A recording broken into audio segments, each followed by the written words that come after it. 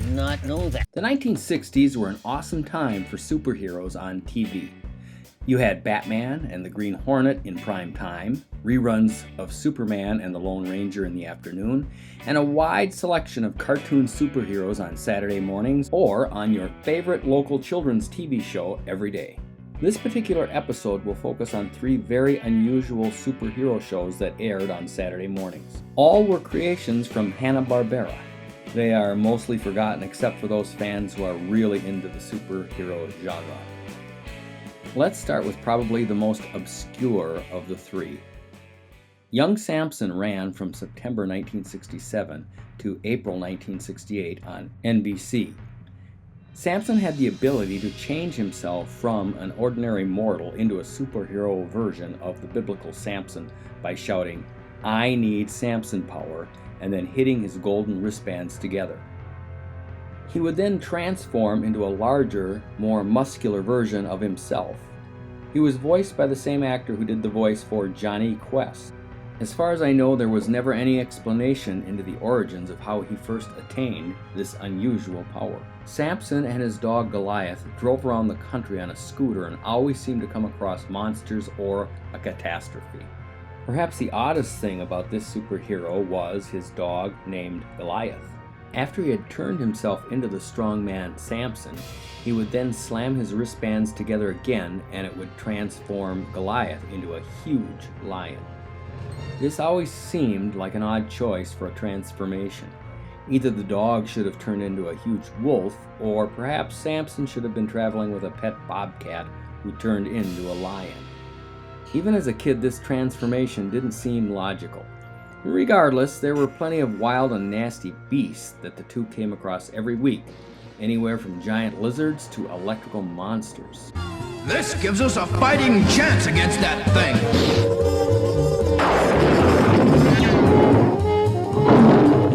I always felt that with a little tweaking, this superhero show probably could have been more popular and lasted longer. Our next superhero from that era was the mighty Mightor. He was on CBS from the fall of 1967 to January 1968. It was a companion show to Moby Dick, another cartoon. There were some similarities to young Samson. Like Samson, the main character was a young man named Tor, who could transform his pet and himself into larger and more powerful fighters of evil. But this show provided much more depth in its story, which made it more interesting than Samson. Each week during the program's opening sequence, viewers were given a reminder on how Tor had gained his powers. Tor also lived in a prehistoric village where there were rival cavemen and of course all sorts of dinosaurs and strange creatures to provide conflict. To become the superhero Mightor, Tor raised his club above his head and shouted, "Mightor!" I have a feeling that I wasn't the only kid in America who grabbed a baseball bat and pretended he was Mightor. The club also changed his pet dinosaur into a fierce, fire-breathing dragon. The supporting cast usually consisted of the tribal chief's beautiful daughter, Shira, and her little brother, Little Rock. Shira was a bit like Lois Lane, and she was in love with Mightor.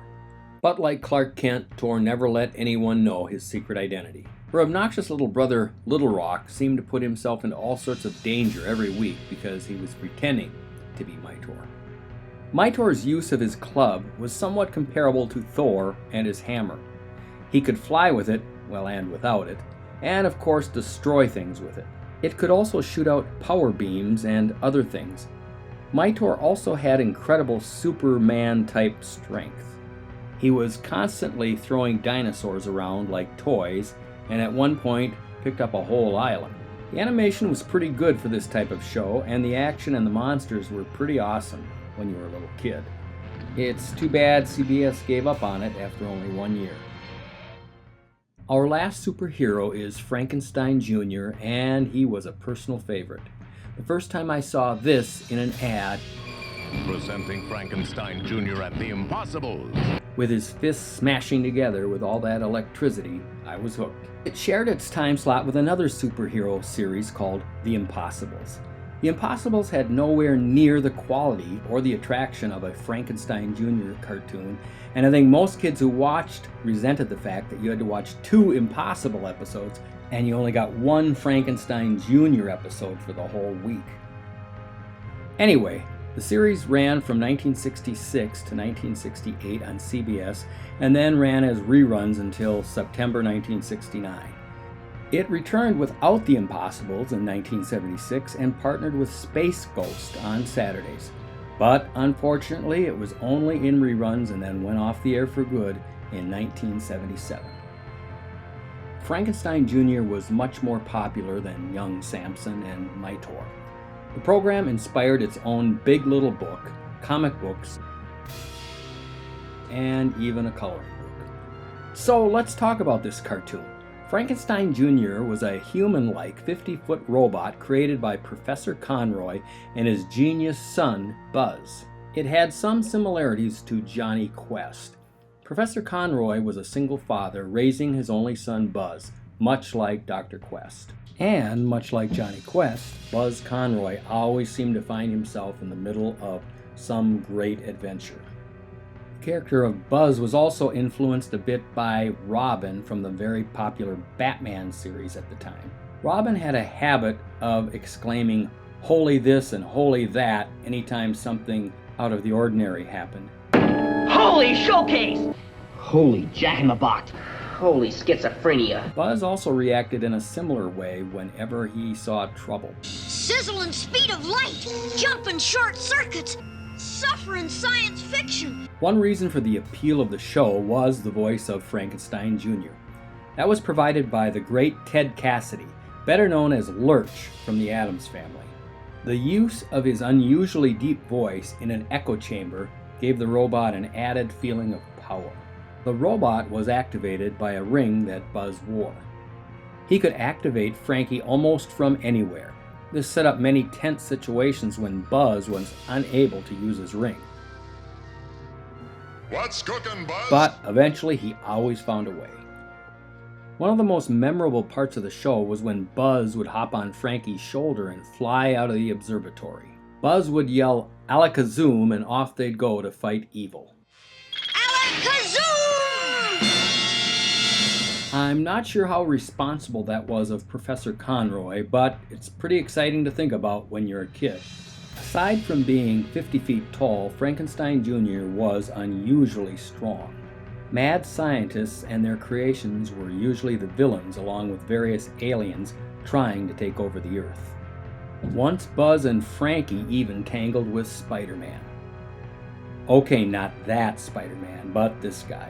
Another ability of Frankie was that he had enough gadgets in him that he would make Inspector Gadget jealous. Buzz activated them by pressing buttons on the back of his head. So why did a popular program like this disappear after only 18 episodes?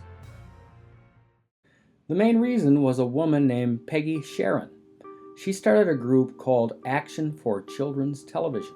She targeted programs like Space Ghost and Frankenstein Jr. because she claimed it promoted violence.